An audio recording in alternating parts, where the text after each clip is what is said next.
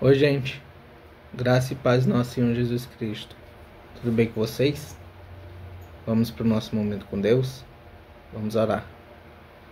Santo Deus, eterno Pai, te agradecemos, meu Deus. Te agradecemos porque tua misericórdia, Pai, se renova em nossas vidas mais um dia, Pai. Senhor, o Senhor é rico em misericórdia, Pai. Tua bondade, Senhor, em nossa vida nos constrange, Pai, porque não merecemos tua bondade, não merecemos tua misericórdia, Senhor, porque somos pecadores falhos, Senhor, e precisamos de ti, Senhor, porque sem ti não somos nada, Pai amado. É o Senhor que nos sustenta, Pai amado. Pai, obrigado por tua graça, Senhor, porque a tua graça nos basta, Senhor. Obrigado, Pai amado, por nos sustentar até aqui, Pai amado. Obrigado, Senhor, por nos alimentar, tanto como alimento sólido, quanto alimento espiritual, Senhor, que é a tua palavra, Pai. Obrigado, Senhor, porque temos a oportunidade de te adorar, Senhor. Temos a oportunidade de te exaltar, Pai.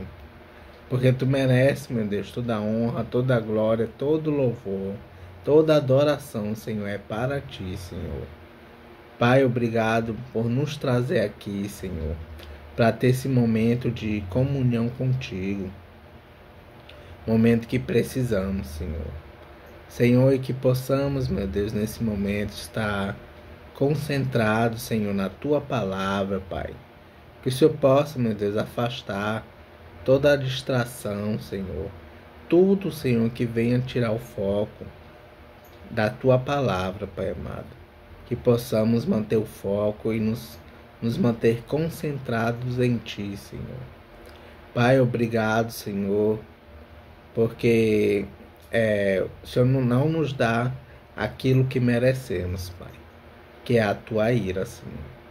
Merecíamos e merecemos a tua ira, Senhor, mas o Senhor nos deu teu amor, Pai amado, através daquela cruz, Pai amado, que teu Filho Jesus Cristo sofreu naquela cruz por nós, Pai. Padeceu, Senhor, foi humilhado, castigado, Senhor, rejeitado, Pai amado. Tudo isso, meu Deus, para nos salvar, Senhor. Pai, se esse gesto, se a gente levasse esse gesto tão forte, mais a sério, Pai amado, não faríamos tantas besteiras como fazemos hoje, Pai. Senhor, muitas vezes, Pai, vivemos de forma como se teu Filho Jesus Cristo não fosse voltar. Mas ele vai voltar, Pai. Ele vai voltar e vai julgar a nação, Senhor. Senhor, que possamos estar preparados, todos preparados, Pai amado. Nos ajude, Senhor, nos ajude a viver uma vida para ti, meu Deus. Senhor, te pedimos também, Pai, que tua palavra, Senhor, através da internet, possa ser espalhada, Pai amado, e possa ser conhecida, Senhor, naqueles lugares que ainda não ouviram falar do teu evangelho, Senhor. Que tua palavra possa chegar nesses lugares, Senhor, e fazer transformação, Pai. Nos use, Senhor, nos use para que esse fim possa se cumprir, meu Deus. Em nome de Jesus, amém. Vamos para o devocional de Spurgeon.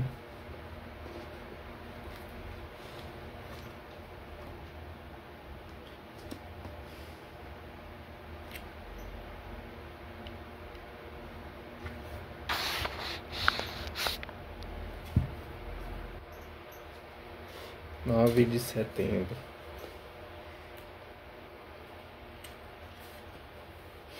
E o devocional de hoje é referente a Jeremias,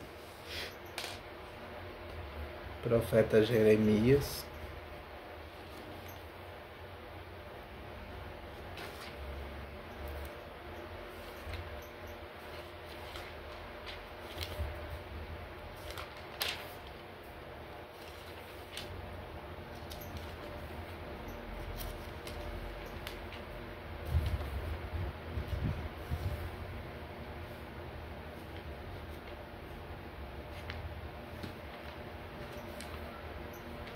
Jeremias capítulo 33,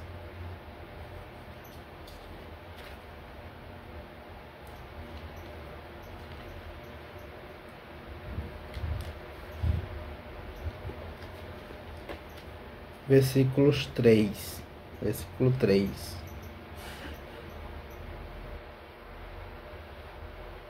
Vamos ler todo o capítulo, tá bom? Vamos ler todo o capítulo de Jeremias, capítulo 33. Outras promessas de esperança.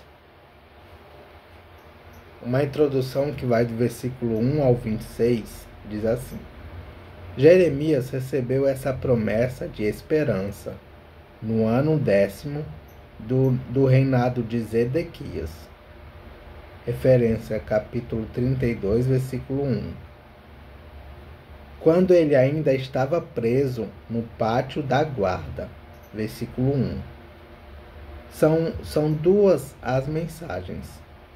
Primeira mensagem: Judá e Israel seriam restaurados.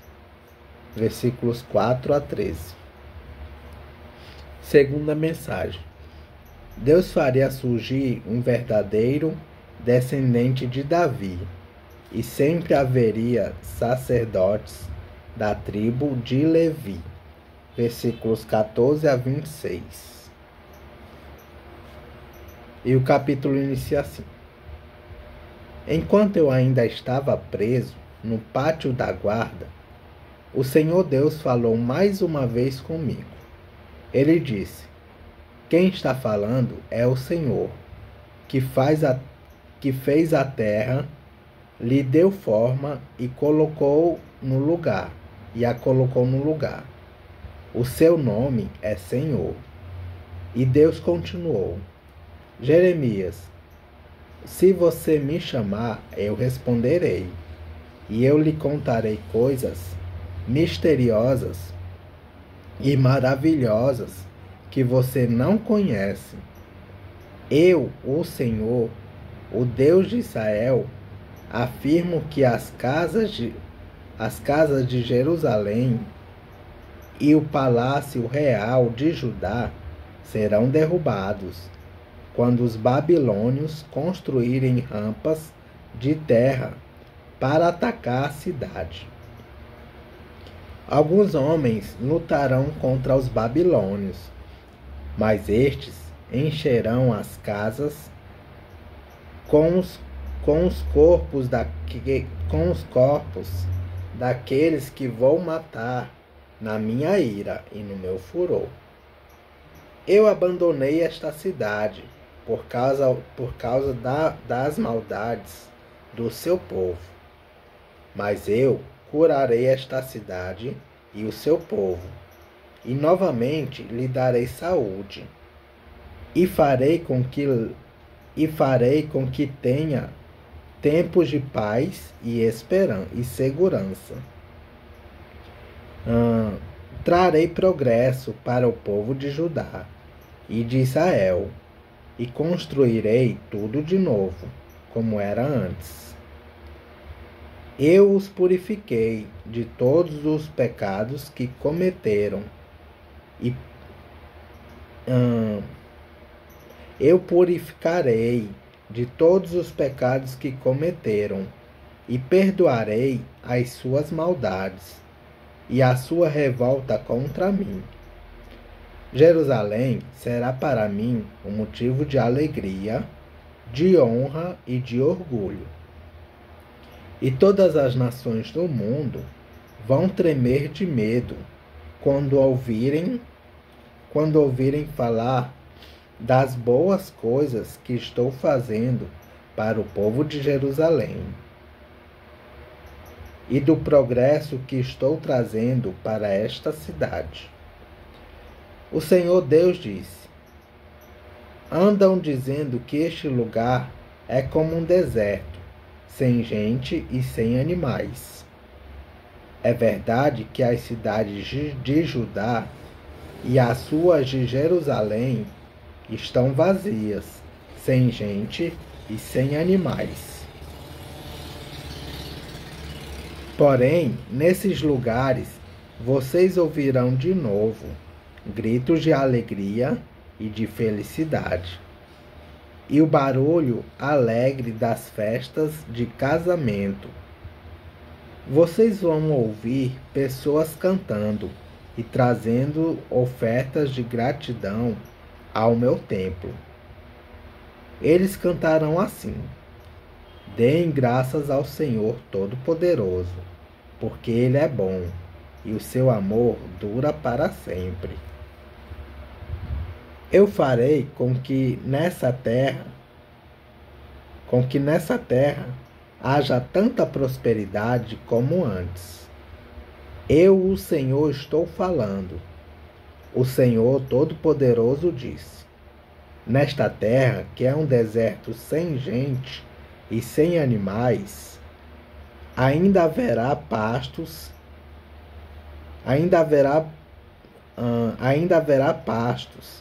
para onde os pastores poderão trazer os seus rebanhos. Os pastores ainda contarão as suas ovelhas nas cidades das montanhas, nas cidades das planícies de Judá e da região sul, na terra de Benjamim, nos povoados em volta de Jerusalém e nas cidades de Judá. Eu, o Senhor, estou falando. O Senhor disse ainda: está chegando o tempo em que vou cumprir a promessa que fiz ao povo de Israel e de Judá. Nesse dia e nesse tempo, farei surgir um verdadeiro descendente de Davi, e ele fará nesta terra o que é direito e justo. Quando esse dia chegar, o povo de Judá será salvo, e o povo de Israel viverá em segurança. E eles vão dar a Jerusalém este nome: Senhor, nossa salvação. Eu, o Senhor, prometo que sempre haverá um descendente de Davi para reinar em Israel. E sempre haverá sacerdotes da tribo de Levi para estar na minha presença e para trazer ofertas a serem completamente queimadas, ofertas de cereais e sacrifícios de animais. O Senhor Deus me disse o seguinte: é impossível quebrar as leis que fiz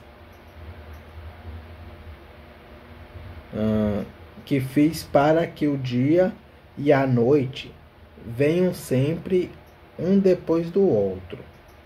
Assim, também é impossível quebrar a aliança que fiz com o meu servo Davi.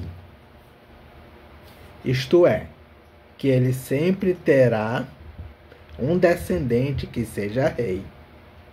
Também não posso quebrar a aliança que fiz com os sacerdotes da tribo de Levi, que me servem no templo. Eu aumentarei muitos descendentes do meu servo Davi e os sacerdotes da tribo de Levi. Aumentarei tanto que será tão impossível contá-los, como é impossível contar as estrelas do céu ou os grãos da areia da praia. O Senhor me perguntou: Jeremias, você sabe que andam dizendo que rejeitei Israel e Judá, as duas famílias que eu havia escolhido? Assim desprezam o meu povo, e não o consideram mais como uma nação. Mas eu, o Senhor, digo que fiz leis para o dia e a noite, e leis que controlam a terra e o céu. E assim como mantenho essas leis, também manterei a aliança que fiz com os descendentes de Jacó e com meu servo Davi. Escolherei um descendente de Davi para governar os descendentes de Abraão, de Isaque e de Jacó. Farei com que o meu povo prospere novamente e terei compaixão dele. Amém.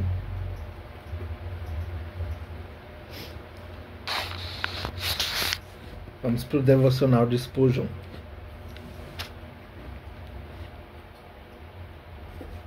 Que diz assim a mensagem: há diferentes traduções para estas palavras. Uma versão traduz como: anunciar-te-ei coisas grandes e firmes. Outra diz: coisas grandes e insondáveis. Há coisas insondáveis e especiais na experiência cristã. Todo crescimento na vida espiritual não é facilmente obtido. Há uma estrutura comum e sentimentos comuns de arrependimento, fé, alegria e esperança, que são desfrutados por toda a família. Mas há um domínio elevado de êxtase, comunhão e consciente união com Cristo, que está longe de ser o lugar comum em que os cristãos se colocam. Não temos todo o elevado privilégio de João de nos encostar no peito de Jesus, nem o de Paulo de ser arrebatado ao terceiro céu. Há alturas no conhecimento experimental das coisas de Deus que os olhos de águia, do discernimento e do pensamento filosófico nunca viram. Somente Deus pode nos levar até lá. Mas a carruagem na qual Ele nos leva e os cavalos de fogo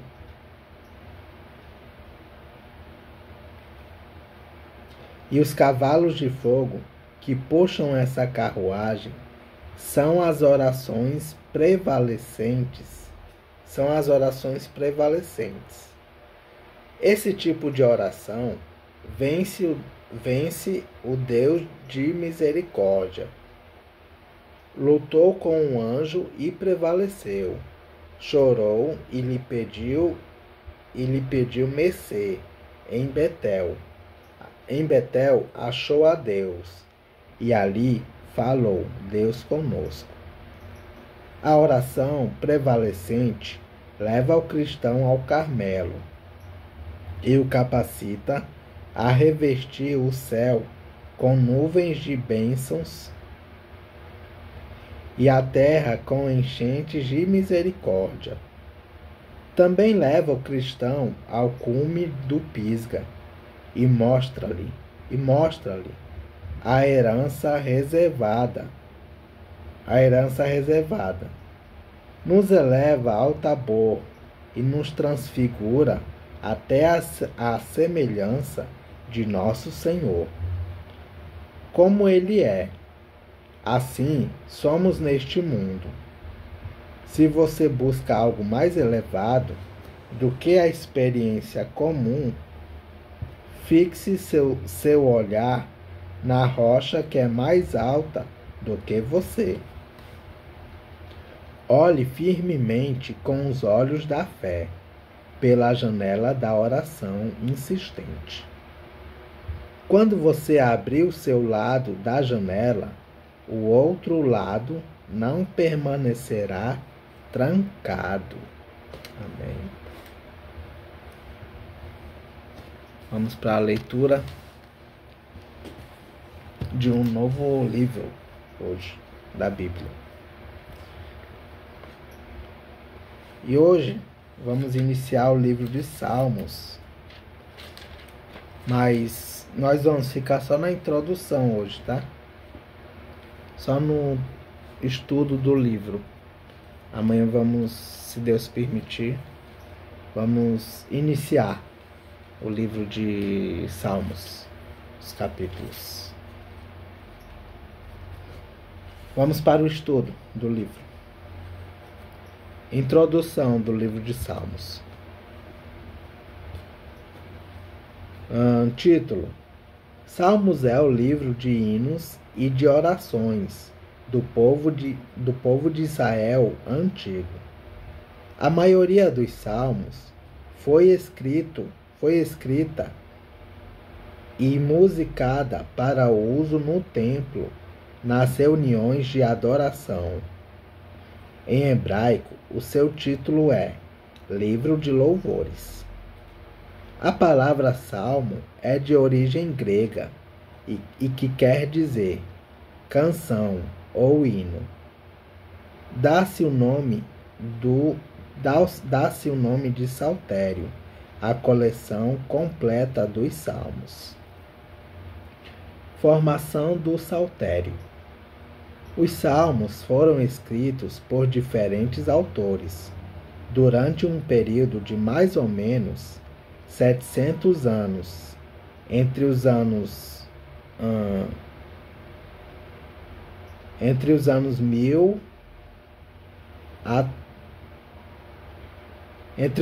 300 a 1000 a.C. Depois de um longo processo de composição, uso e seleção, resultou uma coleção final de 150 salmos, aceita pelo povo de Israel. Essa coleção abre a terceira divisão da Bíblia hebraica. Referência: Lucas capítulo 24, versículo 44.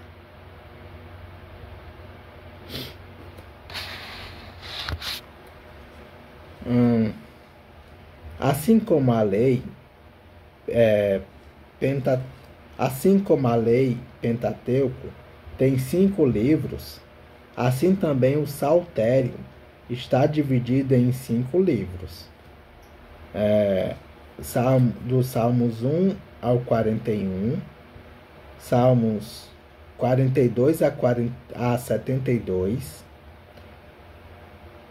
Salmos 73 a 89, Salmos 90 a 106 e 107 a 150. Cada uma dessas divisões termina com uma doxologia, uma expressão de louvor a Deus. São os Salmos 41, versículo 13, Salmos 72, versículos 18 e 19, Salmos 89, versículos 52, Salmos 106, versículo 48 e Salmos 150, versículos 1 a 6. O Salmo 150 serve como doxologia final para todo o saltério.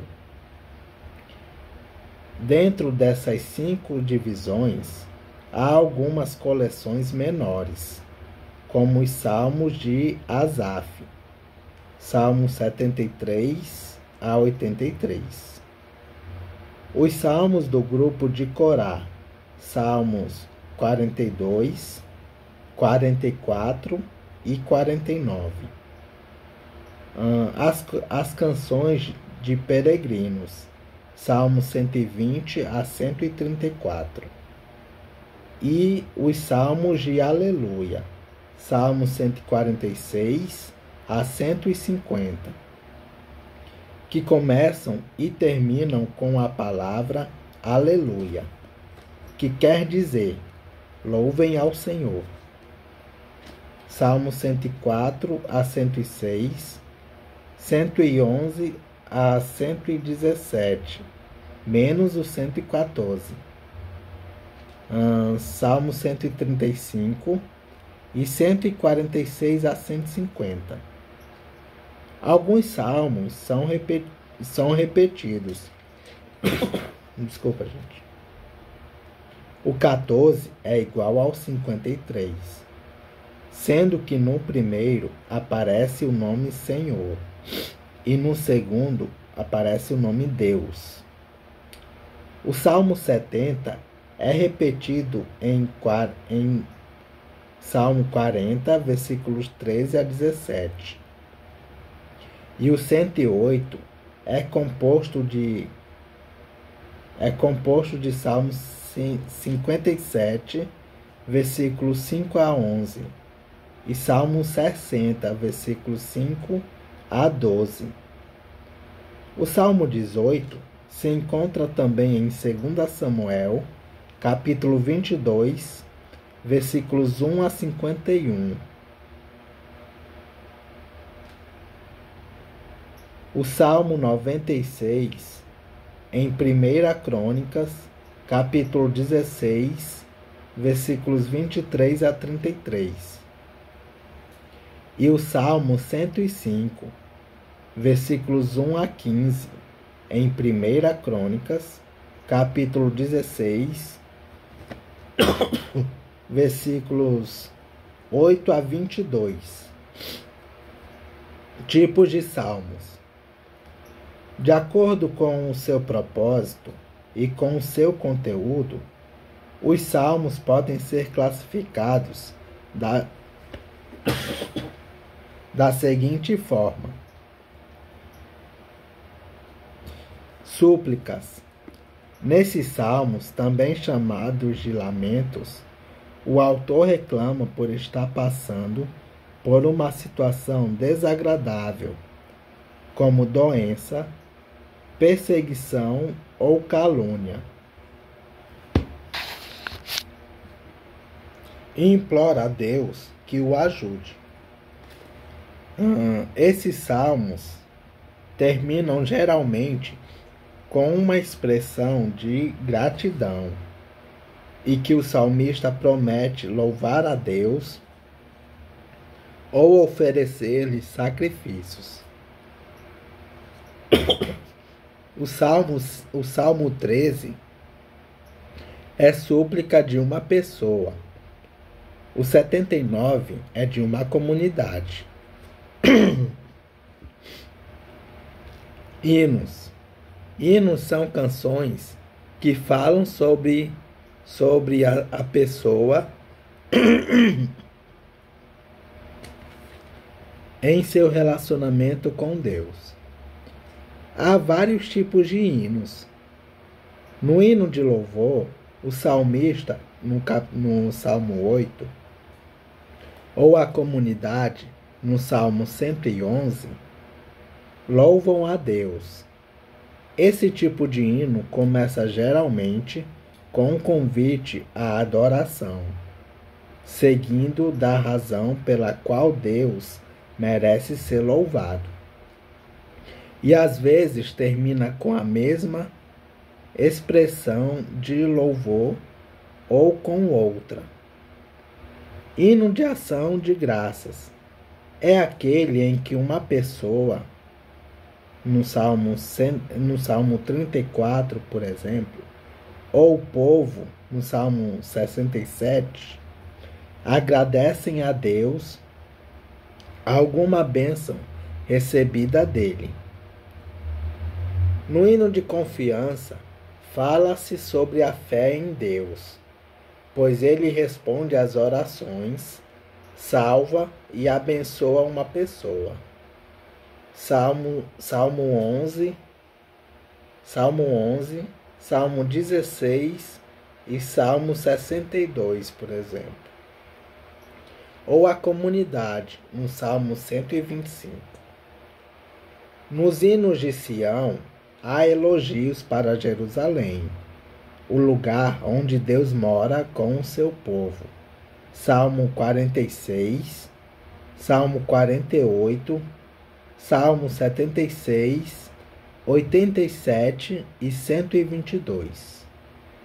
Salmos para o rei. Esses salmos, também chamados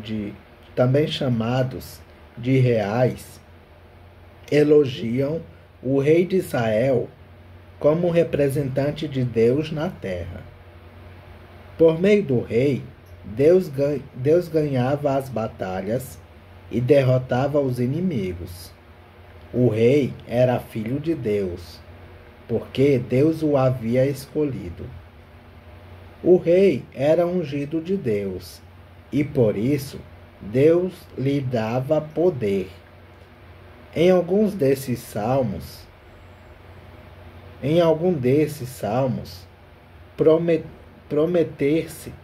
promete-se ao rei que o seu reino se estenderá pelo mundo inteiro e que os seus descendentes sempre serão reais.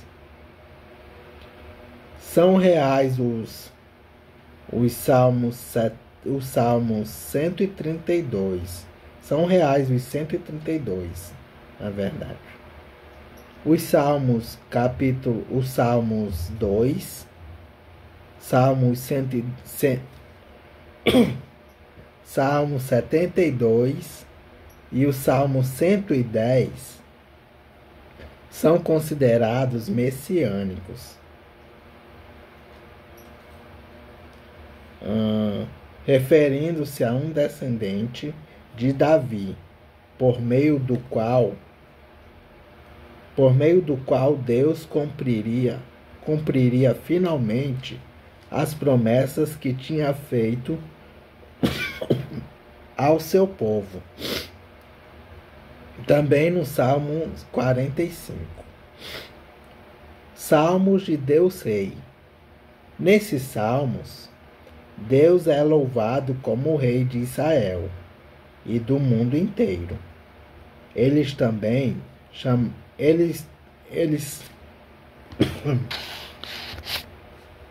Vamos continuar, gente. Vai dar certo. Salmos de Deus Rei. Nesses salmos, Deus é louvado como o Rei de Israel e do mundo inteiro. Eles são também chamados de salmos de entronização. São eles: Salmo 29, 47, 82, 93, 95 e 99. A mesma ideia aparece em outros salmos, que falam sobre o poder e a grandeza de Deus, como Criador de todas as coisas. Salmo 33, versículos 6 e 7, Salmo 74, versículos 12 a 17, Salmos 89, versículos 10 a 13, Salmos 93, versículo 1, Salmos 104, versículos 1 a 10 e 26, Salmos 136, versículos 5 a 9, como libertador de Israel, Salmo 77, versículos 16 a 20, e como Senhor do Universo, Salmo 135, versículos 6 a 7. As outras nações diziam que os seus deuses praticavam atos de poder, mas nesses salmos, tais atos são apresentados como realizados pelo Senhor, o Deus de Israel, que é mais poderoso do que todos os outros deuses. Salmos 86, versículo 8, Salmo 95, versículo 3, Salmo 96, versículos 4 e 5, e Salmos 97, versículos 7 e 9. Canções de peregrinos. Essas eram cantadas pelos peregrinos que vinham de outras partes da terra de Israel e do exterior, e subiam a Jerusalém para celebrar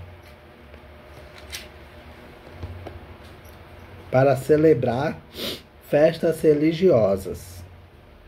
Os Salmos 84 e 122 são desse tipo.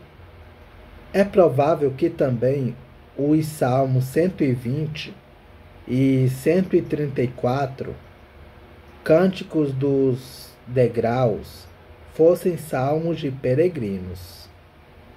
Salmos de sabedoria. Esses salmos refletem aspectos da sabedoria encontrada, por exemplo, em Provérbios. Eles falam sobre a obediência à lei. Salmos 1, versículo 2.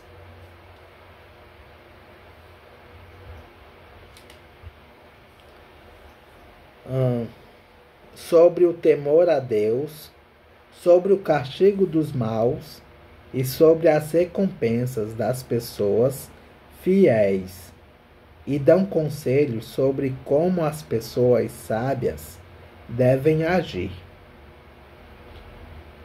Pertencem a esse tipo os Salmos 32, 34, 37, 49, 73, 112 e 128, além dos Salmos 1 e 119, chamados de Salmos da Lei, Torá. Salmos para o culto. Esses salmos, também chamados de litúrgicos, têm a ver com a adoração pública realizada no templo. Salmos 15, 24, 50, 81, 118 e 134 e 136. Os Salmos 30 e 92 indicam a ocasião em que deviam ser cantados. Salmos históricos. 6 salmos recordam acontecimentos da história do povo em relação ao Senhor. São os Salmos 78, 105, 106, 114, 135 e 136. Salmos escatológicos. Os Salmos 96 e a 98 são assim chamados porque tratam da vitória final do Senhor, o Deus que domina o universo. Salmos alfabéticos. Alguns salmos são chamados de alfabéticos porque os seus versículos ou as suas estrofes estão na ordem do alfabético hebraico. Isto é, começam com Aleph, a primeira letra, e vão até Tal, que é a última. E por causa desse arranjo alfabético, às vezes fica prejudicada a sequência lógica dos ideais. Das ideias, na verdade. tomam por base a primeira letra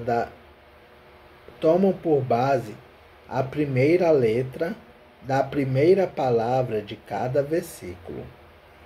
Os versículos 25, 34, 111, 112 e 145. Os Salmos 9 a 10, os Salmos 9 a 10 e 37 tomam por base a primeira letra da primeira palavra de cada estrofe. O Salmo 119 tem um arranjo especial de 22 estrofes, pois são 22 as letras do alfabeto hebraico. No texto hebraico, cada estrofe tem 8 linhas, as quais começam com a mesma letra em cada estrofe. Desse modo, as linhas dos versículos 1 a 8 começam todos com Aleph, e assim por diante, até a letra Tal. Nos versículos 169 a 176. Títulos hebraicos dos Salmos. A maioria dos salmos hebraicos trata da autoria dos salmos. Às vezes dão informações a respeito do tipo da poesia do salmo ou da sua música. E há alguns salmos que dão informações históricas relacionadas com a sua letra. Autoria. No texto hebraico, o nome de Davi está relacionado com a autoria de 73 salmos. No cabeçalho desses salmos está escrito de Davi, para Davi, de Davi para Davi. Isso pode querer dizer uma destas coisas. Primeiro, o salmo foi escrito por Davi. Segundo, é parte de uma coleção feita por Davi.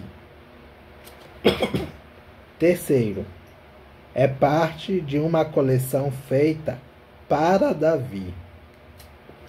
Quarto, é atribuído a Davi. Quinto, foi escrito em homenagem a Davi. Sexto, foi escrito no estilo de Davi. Outros nomes que aparecem como autores de salmos são Moisés, 90 salmos, Salomão, Salmo 90 de Moisés, Salomão, Salmo 72 e 127, Asaf, Salmo 50, 73 e 83, Emã, Salmo 88, Etan, Salmo 89, e poetas pertencentes ao grupo de famílias de Corá, Salmos 42 e 43. Título hebraico. Tipo de composição. Alguns salmos indicam o tipo de sua forma poética, mas não se sabe o que querem dizer algumas das palavras hebraicas empregadas nos seus títulos. A palavra mismor, traduzida por salmo, aparece no título do salmo, aparece no título de 57 salmos. Salmo 3. Introdução. Canção, que no hebraico é shir. está no título de 30 salmos, Salmos 120 a 134. E às vezes aparece junto com o salmo a palavra hebraica masquil, traduzida nesta Bíblia em TLH por poesia. Aparece em 13 salmos. Salmo 32, hino Mictã. Esta palavra no título de 6 salmos, Salmos 56 a 60. E a palavra oração aparece no título de 5 salmos, Salmos 17. Situação histórica.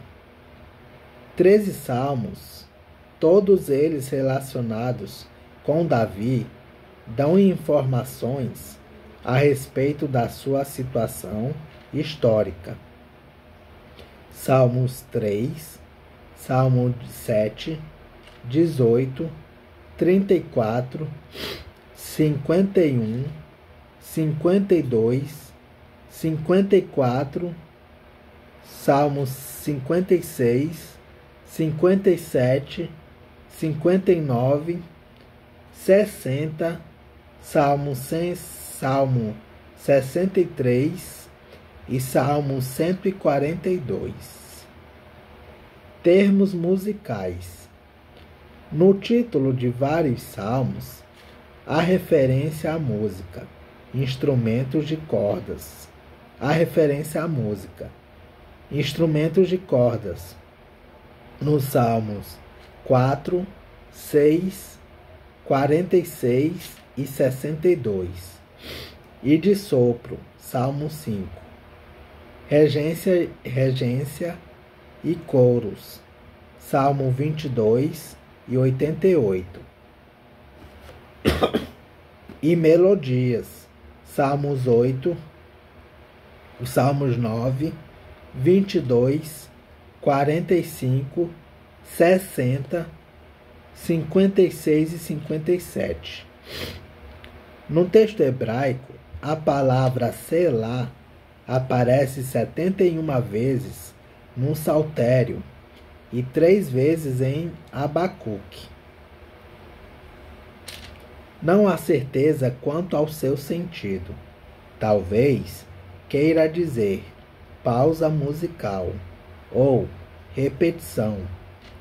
Por causa dessas incertezas e também por não ter sido parte do texto de cada salmo quando originalmente escrito, essa palavra é omitida em grande número de traduções modernas da Bíblia, inclusive na NTLH. A poesia dos salmos. Em hebraico, os salmos não têm rima e não há para os versos, linhas, um número determinado de sílabas. Os versos são brancos ou soltos. A riqueza das figuras de linguagem, comparações e o paralelismo nas suas várias formas é que dão graça e beleza à poesia dos salmos. Na maioria dos casos, o paralelismo é sinônimo, sinonímico. Isto é, a ideia da primeira linha é repetida com outras palavras na linha ou nas linhas seguintes. Um exemplo é o Salmo 114 e também o Salmo 1, versículo 1.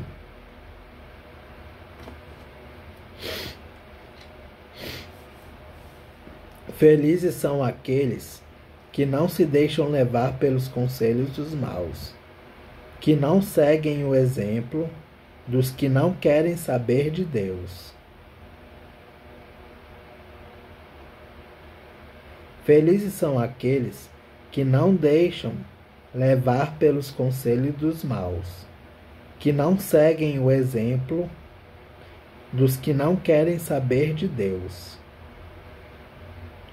e que não se juntam com os zombadores, com os que zombam de tudo que é sagrado, de tudo que é sagrado.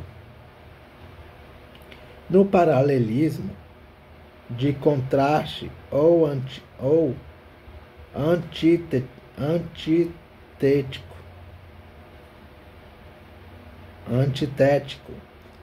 a segunda linha é o oposto da primeira. Salmo 1, versículo 6. Pois o Senhor dirige e abençoa a vida daqueles que lhe obedecem. Porém, o fim dos maus são a desgraça e a morte. O paralelismo sintético tem várias formas, sendo que numa delas, as primeiras linhas são sinônimicas e a última uma conclusão. Salmo 1, versículo 3. Essas pessoas são como árvores que crescem à beira de um riacho. Elas dão frutas no tempo certo e as suas folhas não murcham. Assim também, tudo que essas pessoas fazem dá certo.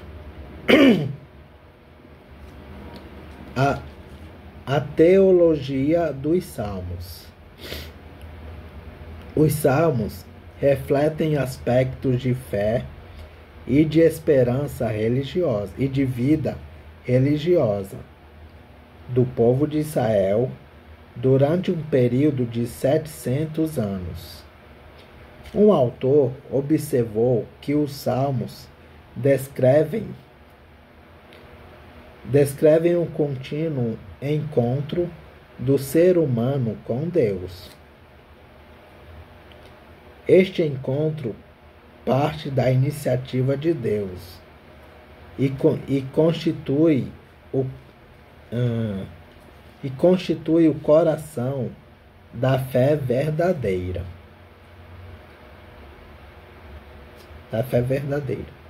Nessa experiência, o ser humano não só encontra Deus, mas também encontra-se a si mesmo. E aprende também como encontrar-se com os outros. No livro de Salmos, há contrastes chocantes, louvor e protesto, certeza e dúvida, esperança e desespero, amor e ódio, amizade e inimizade, salvação e perdição. E nesse livro, podemos descobrir as convicções religiosas de Israel, resumidas a seguir. O Senhor, o Deus de Israel, é o único Deus verdadeiro. Ele é rei e domina o universo. Nada pode impedi-lo de realizar a sua vontade, que tem em vista o bem não só de Israel, mas de toda a humanidade. Ele é como a rocha, que não pode ser abalada, e cuida do mundo e dos seres humanos que nele moram.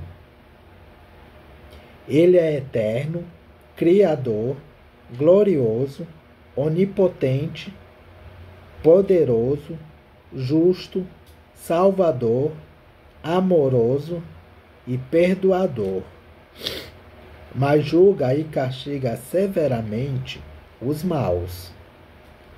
O Senhor escolheu o povo de Israel para realizar o seu plano de salvação em favor da humanidade. a fim de que Israel pudesse cumprir essa missão. Deus o livrou da escuridão, da escravidão do Egito, derrotou seus inimigos, lhe deu a sua lei, a Torá, e entregou-lhe Canaã para ser a sua terra. Deus faz com Israel uma aliança, garantindo que ele sempre estaria com o seu povo, unido com ele por meio de um amor permanente e fiel. Quando o povo se revoltava, desobedecia, seguia outros deuses e pecava, Deus o castigava. Mas esse castigo era uma expressão de amor de Deus. Um Deus que nunca abandonava o povo da aliança. Os salmos têm, em geral, como ponto de referência a cidade de Jerusalém e o culto realizado no templo onde Deus mora com o seu povo e onde a sua glória se manifesta. Congregados como povo, os israelitas comparecem diante do Senhor para adorá-lo. E no culto havia música, muita música. Os coros e o povo cantavam ao som de instrumentos de corda e de sopro. E havia confissão de pecados, orações, sacrifícios e ofertas. A pessoa que ia adorar a Deus devia estar preparada para comparecer diante dele. Em todas as ações da sua vida, essas pessoas deviam procurar em todas as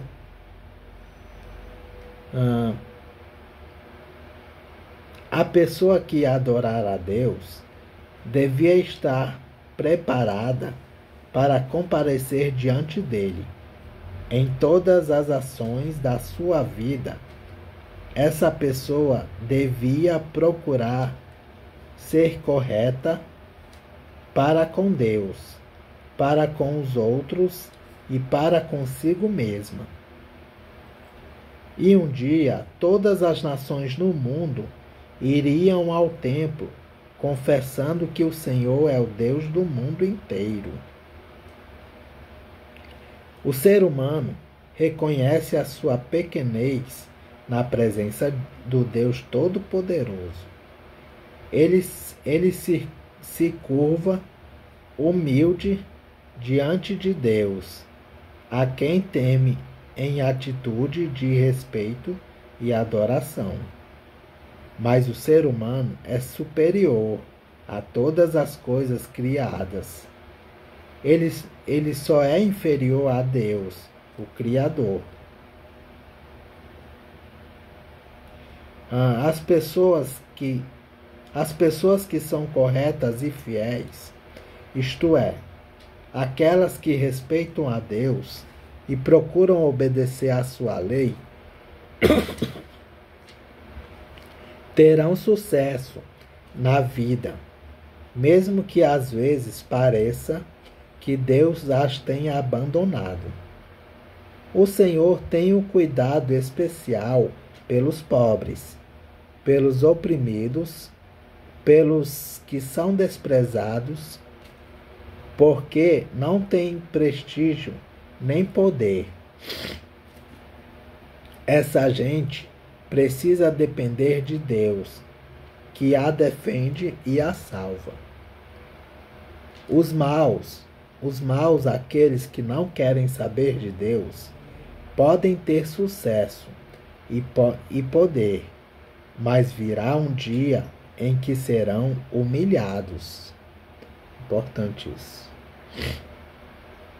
Naquele tempo, acreditava-se que aqui, nesta vida, é que as pessoas boas são recompensadas e as mais castigadas. Não havia ainda a crença firme e clara de uma vida depois da morte, no qual seriam acertadas as contas com os maus.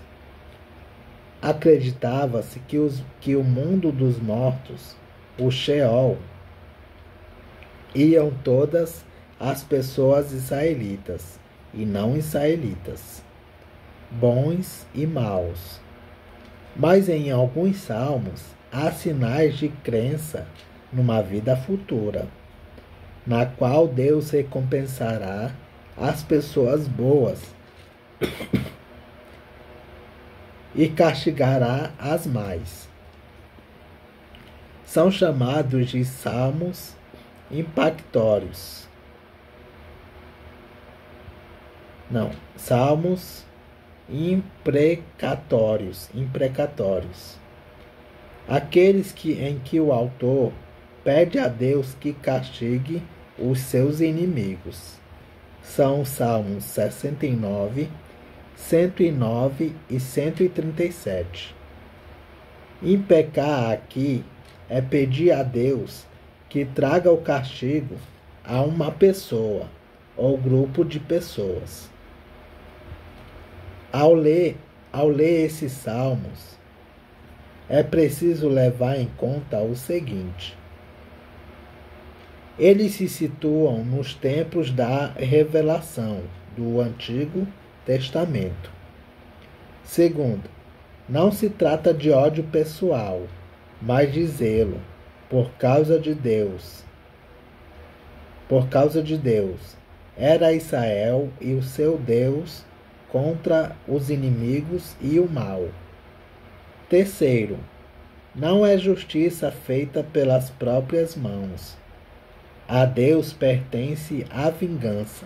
Referência: Deuteronômio capítulo 32, versículo 35. Quarto, ainda não havia uma revelação clara do juízo final, quando os maus serão castigados. E quinto, a revelação completa do amor veio com Jesus Cristo. Referências: Mateus capítulo 5, versículos 43 a 48 e Mateus 22, versículos 34 a 40. Os salmos na vida e no culto cristão. No princípio do cristianismo, o livro de Salmos foi adotado pela Igreja como o seu inário e o seu livro de orações. Jesus se referiu a vários salmos. Eles foram citados pelos escritores do Novo Testamento e cantado pelos cristãos da igreja primitiva. Mas os salmos precisam ser interpretados e aplicados à luz do Novo Testamento. É na pessoa de Cristo que a revelação de Deus chega ao seu ponto máximo. Aquilo que no livro de Salmos e no Antigo Testamento é incompleto e provisório, torna-se completo ao final na revelação de Jesus Cristo. Os salmos são agrupados em 5 livros. Os salmos são agrupados em 5 livros, assim. Primeiro livro vai do Salmo 1 ao 41. Segundo livro vai dos Salmos 42 a 72. Terceiro livro vai do Salmo 73 ao 89. Quarto livro vai dos Salmos 90 a 106. E quinto livro vai do Salmo 107 a 150.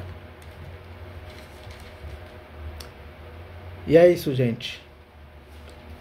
Um estudo sobre o livro de Salmos. E amanhã, se Deus quiser, se Deus permitir, vamos começar o Salmo 1. Que Deus os abençoe.